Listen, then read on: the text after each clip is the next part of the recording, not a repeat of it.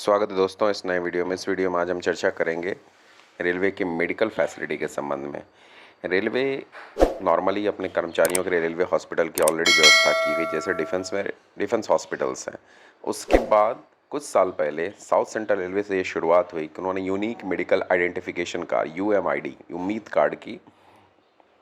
Card बनाया और उसके बाद उम्मीद कार्ड के बल पे सब उसके बेसिस पे सबका ट्रीटमेंट होना स्टार्ट हो गया।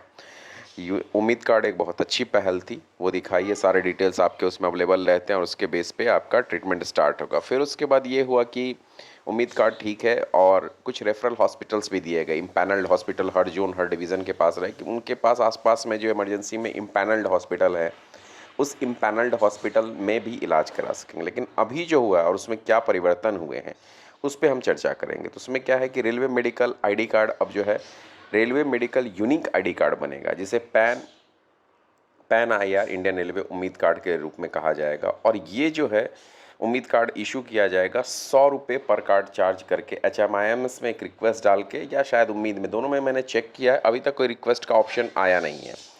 तो वो रिक्वेस्ट डालने के बाद आपके डिजी लॉकर में वो कार्ड आ जाएगा, जिससे आप पैन यानी पूरे इंडिया में कहीं भी दिखा सकते हो। कहाँ कहाँ दे सारे इम्पैनल्ड हॉस्पिटल, किसी भी जोन किसी भी डिवीज़न का जो इम्पैनल्ड हॉस्पिटल रहेगा वहाँ, रेलवे हॉस्पिटल वहाँ पे, हेल्थ यूनिट वहाँ पे, आप उस उम्मीद कार्ड का उपयोग करके आप या आपके डिपेंडेंट या आपके फैमिली मेम्बर दिखा सकते हैं।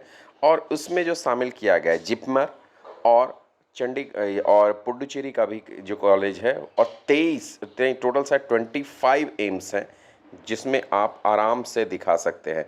लगभग 25 एम्स, उसके बाद PGIMER चंडीगढ़ का बहुत बड़ा हॉस्पिटल है, जिपमर है पुडुचेरी में वो भी शामिल है, और निम्हांस है बेंगलुरु का, वो सभी शामिल है। और इसके लिए किसी भी प्रकार के रेफरल या परमिशन की ज़रूरत नहीं है। यानी इन केस ऑफ सिनेरियो वहाँ पर रेलवे हॉस्पिटल की अवेलेबिलिटी नहीं है। मान लीजिए आप बेंगलुरु जाते हैं, या मान लीजिए आप चंडीगढ़ जाते हैं, या मान लीजिए पुडुचेरी जाते हैं, या आप दिल्ली में एम्स में दिखाना चाहते हैं, तो वहाँ आप उस उम्मीद कार्ड का उपयोग करके आप आराम से दिखा सकते हैं। और देखने के बाद वो सारे ट्रीटमेंट करेंगे फ्री ऑफ कॉस्ट। उसके बाद जो दवाई दी जाएगी, medicine prescribed bye these INI shall be obtained from the railway hospital after initial treatment and medication in OPD emergency. यानी चाहे OPD दिखाइए या इमरजेंसी में दिखाइए, उसके बाद दवाई वहाँ से जो मिला ठीक है, मिल गया, उसके बाद जो बाकी दवाइयाँ हैं वो आपको आराम से रेलवे हॉस्पिटल बिना किसी ऑब्जेक्शन के उपलब्ध कराई। पहले क्या होता था, इम्पैनल्ड हॉस्पिटल के लिए सबसे पहले आप रेफ़र करवाते थे, तब उसमें आपका वैलिड होता था।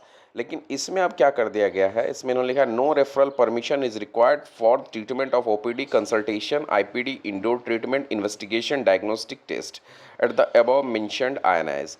यानी किसी तरह के रेफरल की आवश्यकता नहीं थी। और रेफरल में बहुत ज़्यादा आप जानते हैं मनमानी होती थी कि वो अपने मन से रेफ़र करेंगे, रेफ़र नहीं भी करेंगे। अगर बाई चांस बीमार है और आपके आवाज़ में ऊपर नीचे हो गया तो अपने ईगो एटीट्यूड के चलते भी रेफ़र नहीं करेंगे। रिफ़र किया ऐसी जगह करेंगे जिसका इलाज के बारे में हम जानते हैं प्राइवेट में अच्छा इलाज नहीं है। तो रेफ़र अब ईज़िली करने की, मतलब रेफ़र करने की ज़रूरत नहीं, आप दिखा सकते हैं, वो रेफ़र कंसीडर किया जाएगा जहां आपने दिखाया है। दूसरा एक और चीज़ बहुत अच्छा है, उन्होंने पर्टिकुलर किसी हॉस्पिटल के लिए रिफ़र किया, लेकिन आप नज़दीक के चलते या ट्रीटमेंट की व्यवस्था के चलते किसी और हॉस्पिटल में जाना चाहते हैं अगर, तो वो रेफ़रल का अगर आपने कहा तो उस रेफ़रल को कंसिडर किया जाएगा उस डॉक्टर और आपके आसपास का जो सबसे नज़दीकी हेल्थ यूनिट है जो रेफ़र करने के लिए एलिजिबल है, ऑथराइज्ड है, उसके द्वारा। वो फोकस नहीं कर सकता कि नहीं हम इसी के लिए आपको रेफ़र करेंगे, ऐसा नहीं है। बशर्ते वो HMIMS में इन इम्पैनल्ड हॉस्पिटल्स होने चाहिए, तो उसके बाद वो रेफ़र को एक्सेप्ट कर लिया जाएगा, उसके लिए कोई प्रॉब्लम नहीं है। यानी आप भी बोल सकते हैं कि ठीक है मुझे इसमें नहीं इसमें जाना है, तो वो रेफ़र के लिए एक्सेप्ट करेंगे, उसके लिए ऑब्जेक्ट नहीं करेंगे। ये एक अच्छी पहल हुई है।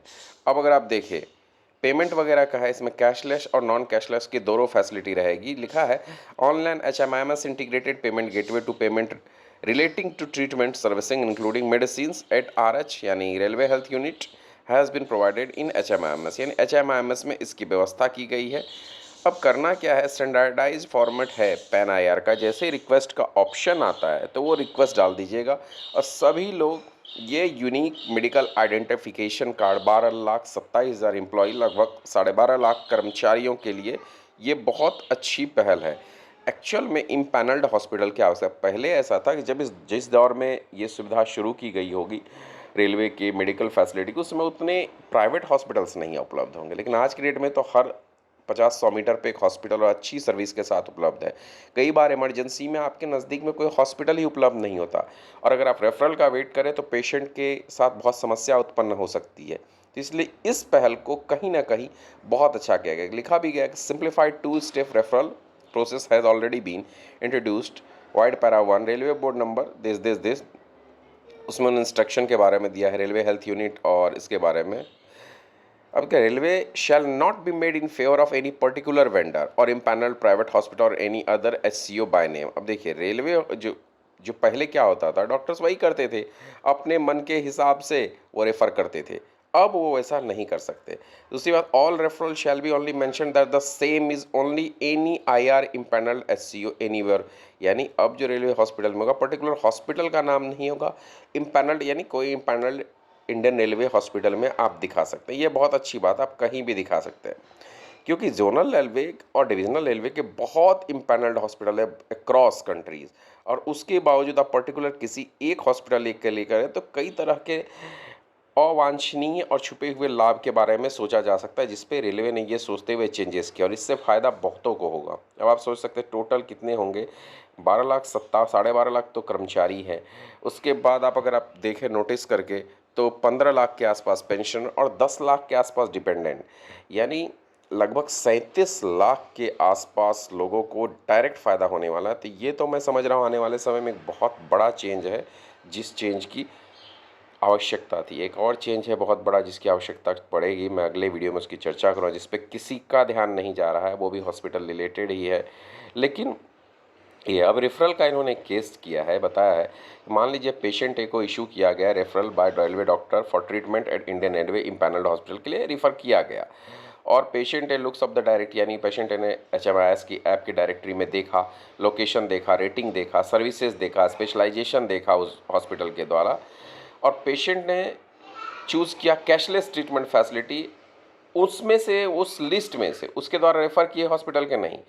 तो पेशेंट ये पाता है कि एक हॉस्पिटल जो बी लिस्ट में है और उसे रिफ़र किया कौन सा किया गया है, मान लीजिए ए लिस्ट का, तो वो ज़्यादा बढ़िया है, तो पेशेंट ए उस बी लिस्ट के हॉस्पिटल की सुविधा को अवेल कर सकता है। ये एक बेनिफिट है कि वो अपने हिसाब से चूज़ कर सकता है, उसे OTP आएगा, OTP बेस्ड रहेगा, यूनिक मेडिकल आइडेंटिफिकेशन कार्ड जो रहेगा इस बार का वो रहेगा, और उसके बेस में वो चूज़ कर सकता है, उसमें किसी प्रकार का कोई ऑब्जेक्शन लिखा है उसने। ये patient a goes to choose hospital in list B, ours the treatment as per railway referral and makes all payments himself CGHS rates. The patient A, after getting fit discharge certificate and resuming railway duty, would submit bills for the reimbursement. पहले reimbursement कहाँ दिया जाता था railway में, आप तो railway hospital में इलाज कराओ, अन्यथा आप खुद से पे करो, लेकिन अब इसमें रीइंबर्समेंट पूरी की पूरी रीइंबर्समेंट कीजिए। ये बहुत अच्छी फैसिलिटी है। कई बार रेलवे हॉस्पिटल 100-100 2-2, वो तो बड़े सिटीज़ को छोड़ दीजिए, तो इतने दूर रहते थे कि लोग इलाज ही नहीं करवाते थे। कहने के लिए रेलवे की मेडिकल सुविधा ऐसी थी। सेम ऐसे इमरजेंसी केसेस है कि पेशेंट को इमरजेंसी केस में जाके दिखाना है, वो HMIS के डायरेक्टरी में देखेगा, जो उसके नियरेस्ट में हॉस्पिटल इम्पैनल्ड दिखेगा वहाँ पे जाके वो इलाज कराएगा। OTP बेस्ड सर्विसेज है। एक्सेस टू वेरीफाई, पेशेंट भी उम्मीद कार्ड का OTP बेस पे वेरीफाई किया जाएगा कि ये पेशेंट रियली में रेलवे का है कि नहीं है। और SMS SOS आप जानते हैं इमरजेंसी के लिए यूज़ किया, against the UMID is send to concern RH, वहाँ का जो रेलवे हेल्थ यूनिट होगा नियरेस्ट जुडिक्शन का, उसको भेज दिया जाएगा of the primary UMID card holder and zonal railway central hospital. अब फैसिलिटी अवेल करने के बाद after availing treatment submit bills to jurisdiction RH, यानी वो जिस जुडिक्शन में RH हेल्थ यूनिट है उसको रिम्बर्समेंट के लिए करेगा, और उसको चेक करने के बाद जो एलिजिबल रिम्बर्समेंट रहेगा वो उसके अकाउंट में क्रेडिट कर दिया जाएगा। तो ये बहुत अच्छी है। फिर इलस्ट्रेशन सी भी दिया गया है, आप चाहे तो देख सकते हैं। फिर ये मेडिकल कार्ड का एग्जाम्पल भी दिया गया है, वो भी आप देख सकते हैं। लास्ट में एक इलस्ट्रेशन अमाउंट का भी दिया गया है, इसे भी देख सकते हैं कि कैसे क्या है। तो मोर और लेस अगर आप देखिए तो ये एक बहुत क्रांतिकारी कदम है, और डिजिटल किया गया है, ये बहुत अच्छी बात है। HMIS में ऑप्शन अवेलेबल रहेगा, डिजी लॉकर में आपका कार्ड उपलब्ध रहेगा, पसंदीदा रेफरल हॉस्पिटल में जा सकते हैं, इमरजेंसी में नज़दीक की हॉस्पिटल में इलाज करा सकते हैं। ये सारी चीज़ों को अगर देखा जाए तो बहुत ही बेहतरीन है। इलाज स्वास्थ्य से बेहतर कुछ नहीं होता है। और सबसे बड़ी बात, प्राइवेट तो प्राइवेट 25 एम्स, जिपमर, पीजीआईएमआर और निम्हांस बेंगलुरु, ये सभी को इंक्लूड कर दिया जाना एक बहुत अच्छी बात। एम्स का इलाज ऑलवेज बेटर रहता है।